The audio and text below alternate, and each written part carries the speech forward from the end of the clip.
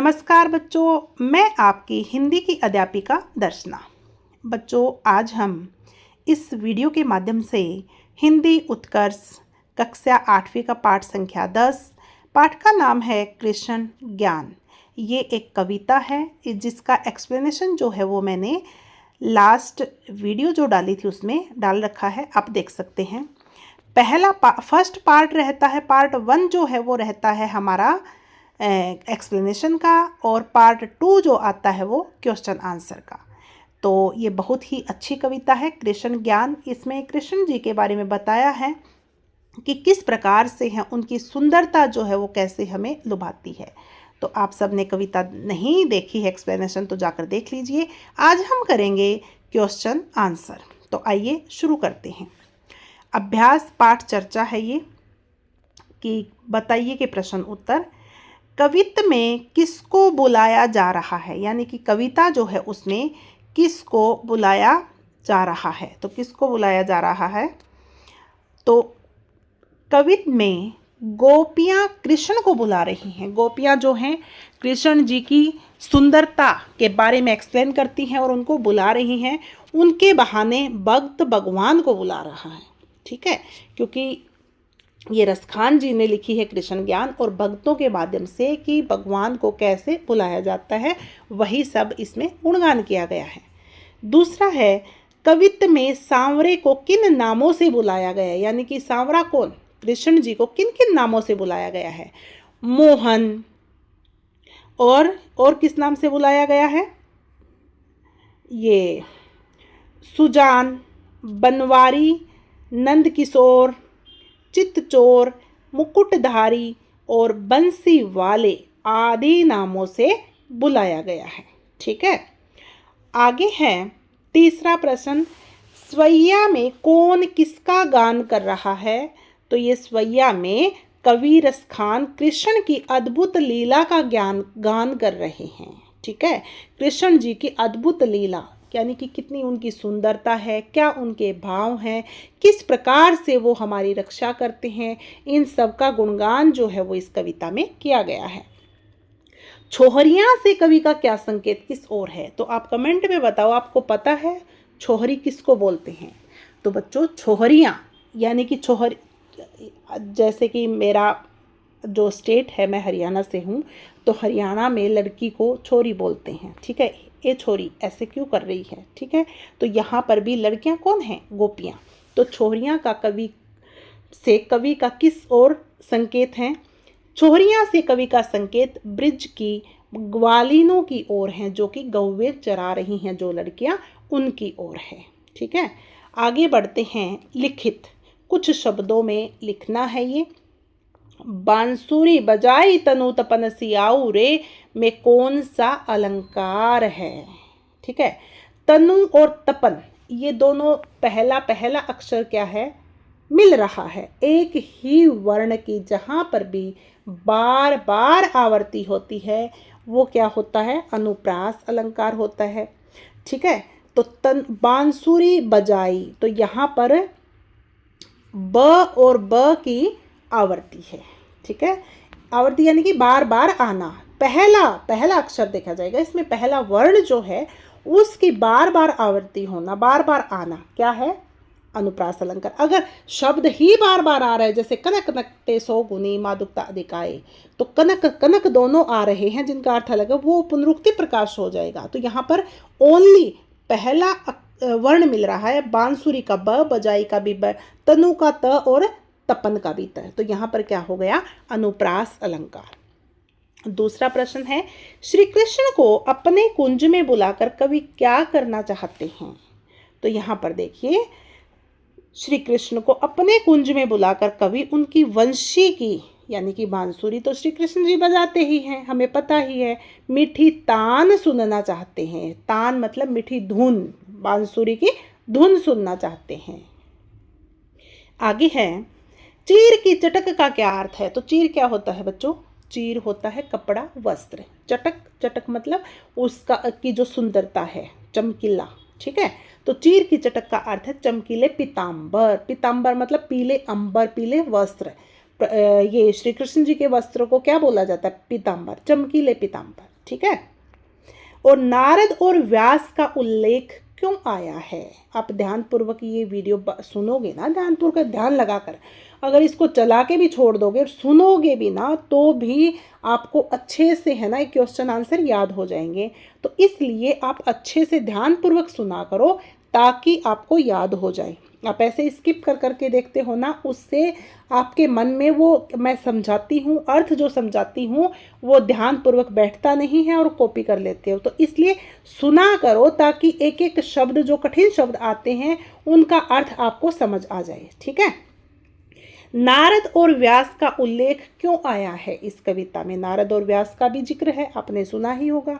तो नारद और व्यास ने ईश्वर का गुणगान अत्यंत विस्तार से कर अंत में नेति नेति कहा है। नेति नेति मतलब इसका कोई अंत नहीं है, निरंतर चलता रहेगा। फिर से इसी संदर्भ में प्रसंगवंश उनका उल्लेख आया है। नारद और व्यास जी भी तो प्रभु की लीला के गुणगान करते थे, इसीलिए उनका उल्लेख यानी वो उनका जिक्र भी इस कविता में आया है। ठीक है। आगे देखिए कि अधिकतम शब्दों में लिखना है। अभी वो तो कुछ शब्दों में था, अधिकतम यानी कि लॉन्ग आंसर। बहुत सारे बच्चे मुझे बोलते हैं कि मैम आंसर छोटे दो, छोटे दो, छोटे दो। तो बच्चों छोटे मतलब अधिकतम शब्दों में अगर वो प्रश्न ही 3 नंबर का आ रहा है, अगर कोई क्वेश्चन 3 नंबर का आ रहा है, तो 3 नंबर की बातें एक्सप्लेन करके हमें एग्जामिनर को बतानी होगी। ठीक है। 3 नंबर के क्वेश्चन में हम 1 नंबर का लिखेंगे तो मार्क्स नहीं मिलेंगे, इसलिए हमें 3 नंबर का पूरा 3 नंबर का ही लिखना है। हाँ, कुछ लाइनें अपने शब्दों में बनाकर लिख दीजिए, अर्थ समझ आना चाहिए। इसका मतलब ये नहीं है कि 3 नंबर के क्वेश्चन में उसका उत्तर आप सिर्फ 1 नंबर में दोगे तो 1 ही मिलेगा। ये सॉल्यूशन नहीं है कि आंसर छोटे दीजिए। कई बार बहुत लॉन्ग हो जाते हैं, मैं मानती हूँ, पर एक्सप्लेनेशन उसी हिसाब से करनी पड़ती है। ठीक है। तो अभी देखिए चित्तचोर किसे कहा गया है और क्यों? अधिकतम शब्दों में है, तो अधिकतम शब्दों में तो हमें पूछिए, एग्जामिनर अधिकतम शब्दों में रहा है तो हमें अधिक शब्दों में उत्तर देना है ना। आप अच्छे से पाठ को रीड कीजिए, उसको समझिए। अब देखिए चित्तचोर कृष्ण को कहा गया है। यह चित्त क्या होता है? मन। चोर मन को लुभाने वाला, मन को हरण करने वाला। सॉरी। वे अपने विभिन्न गुणों से, अपार लीलाओं से सबका मन हर लेते हैं। श्री कृष्ण जी की महिमा तो आप सबको पता ही है, तो इसलिए वे सबका मन हर लेते हैं। बांसुरी बजाने से तन की तपन कैसे दूर होती है? तन यानी कि शरीर, मन तपने लगता है, तो बांसुरी बजाने से कैसे दूर होती है? बांसुरी की मधुर ध्वनि का प्रभाव तन पर ऐसा पड़ता है कि थकान और तनाव से मुक्ति मिल जाती है और हमें तन की तपन दूर हो जाती है। ठीक है। और देखिए मैंने कोशिश की है बहुत छोटे लिखने की, पर आगे पीछे आपको ऐसे जोड़ना ही है कि बांसुरी बजाने से तन की तपन इसलिए दूर हो सकती है कि, ऐसे करके थोड़ा तो बड़ा अच्छे से उसको संजो कर पिरो कर, पर आपके लिए मैं कोशिश कर रही हूँ छोटे ही आंसर बनाऊं। फिर है कवि को नंद के किशोर में क्या क्या अच्छा लगता है? कवि को रसखान जी हैं। कवि कौन है? रसखान जी। तो कवि अगर आपसे पूछा जाएगा तो कवि को यानी कि रसखान जी को भी लिखोगे ना तो बहुत अच्छा प्रभाव पड़ता है, आपके मार्क्स कोई नहीं कट कर सकता, क्योंकि एग्जामिनर क्या है चेक करते ही समझ जाता है पहली पंक्ति में ही कि रसखान जी लिखा है, इसका मतलब बच्चे ने अच्छे से कविता का अध्ययन कर रखा है, इसको सब आता है। ठीक है। तो आप स्टार्ट उसी तरीके से कीजिए। कवि रसखान जी को नंद के किशोर का पीताम्बर, उसके कुंडल, वक्र दृष्टि, वक्र क्या होती है? छाती, भवों का अर्थपूर्ण संचालन, भवों मतलब आईब्रोज जो होते हैं, उनके गुण रूप का वैभव, उनका मधुर स्वर में वंशी वादन यानी कि वंशी बजाना। कहने का आशय यह है कि सब कुछ अच्छा लगता है। उसके बाद नेक्स्ट है वेदों में शक्ति को किन विशेषणों से संबोधित किया गया? विशेषण यानी कि जो शब्द की विशेषता बताते हैं। तो वेदों में शक्ति को अनादि, जिसका कोई अंत नहीं है। अनादि मतलब कहाँ से शुरू होता है वो पता नहीं। अनंत, जिसका कोई अंत नहीं। अखंड, जिसके कोई टुकड़े नहीं हो सकते। अछेद, जिसका कोई छेद नहीं हो सकता। अभेद, जिसका कोई भेद नहीं है, विशेषणों से संबोधित किया गया है। आपने पढ़ा भी होगा, कविता में भी ये मैंने आपको समझाया है। आगे है, व्यंग्य स्पष्ट कीजिए। छछिया भरी छाछ पर नाच नचावई। छछिया भरी छाछ पर नाच, छछिया मतलब एक चलू, एक आंचली भरी की थोड़ी सी लस्सी के लिए, ठीक है। छाछ क्या होती है? लस्सी, छाछ बोलते हैं इसको। कि सर्वशक्तिमान कृष्ण, जिनकी महिमा का असंख्य शब्दों में गुणगान करके भी अंत में महर्षि नेति नेति कहकर यह घोषणा करते हैं कि उनके दर्शन सुलभ नहीं हो सकते। उन्हीं कृष्ण को अंजुलि भर छाछ के लिए गोपियां अपनी उंगलियों पर नचाती है, ठीक है। व्यंग्य यह है कि भगवान अलभ्य होकर भी भक्त को सहज सुलभ हो जाते हैं। कि वैसे तो अलभ्य प्राप्त नहीं होते हैं, मिलते भी नहीं हैं, ठीक है, अच्छे से आसानी से, पर भक्त को बहुत जल्दी मिल जाते हैं, बस समर्पण होना चाहिए, ठीक है। अगर समर्पण हम कर देते हैं तो भगवान का मिलना भी दुर्लभ नहीं है, सुलभ ही है, यानी कि सहज ही है, ठीक है। तो ये 5वां जो है क्वेश्चन हमारा पूर्ण हुआ। अब हम आगे बढ़ते हैं मूल्याधारित प्रश्न की तरफ। देखो बच्चों, बहुत बार मूल्याधारित प्रश्न मैं नहीं भी करवाती, क्योंकि मुझे लगता है बच्चे कर लेंगे। अभी 8th क्लास में हो आपके मेरे विद्यार्थी जो हैं वो अच्छे समझदार हो गए हैं, आगे अपने आप भी कर लेंगे। मूल्याधारित प्रश्न में बेसिक होता है, ये एग्जाम में बहुत कम आता है, कभी कभार आता है। तो अपनी ही थ्योरी लिखनी होती है, आप क्या सोचते हैं, ठीक है। पर इसमें रटा रटाए आप लिखोगे तो कोई बात नहीं, मैंने इसमें दिया है। सब कुछ होते हुए भी मनुष्य को ईश्वर का सहारा क्यों लेना पड़ता है? तो देखिए, मनुष्य हमेशा इस भय में जीता है कि जो पाया है वह ईश्वर का सहारा मिलने पर ही बना रह सकता है, ठीक है। इसलिए सब कुछ होते हुए भी वो क्या सोचता है कि भगवान, और ज़रूरी है भाई अपनी अपनी थ्योरी अपने अपने हिसाब से लिख लेना कि सब कुछ होते हुए ईश्वर का सहारा लेना पड़ता है, क्योंकि हम किस काम के लिए आए हैं इस धरती पर, तो उस काम, वो काम बहुत ज़रूरी है। क्योंकि जो जन्म लेता है उसकी मृत्यु भी निश्चित है। तो हम क्यों बार बार आ रहे हैं, जा रहे हैं, क्यों बार बार पैदा हो रहे हैं, फिर हमारा मरण हो रहा है, तो उसका कारण क्या है? हमें भगवान की प्राप्ति, उसके लिए हमें ईश्वर का सहारा लेना पड़ता है। ये भी 1-2 लाइन आप इसमें ऐड कर सकते हैं। क्या सचमुच ईश्वर है? यदि है तो अलग अलग रूपों में क्यों? देखो, ईश्वर के प्रति आस्था रखने वाले और आस्तिक दर्शनों को मानने वाले तो यही कहेंगे कि हाँ ईश्वर है, और बिल्कुल है ईश्वर, भगवान बिल्कुल है। धरती किसने बनाई, क्या हो रहा है, कहाँ से आ रहे हैं, कहाँ जा रहे हैं, तो ईश्वर है।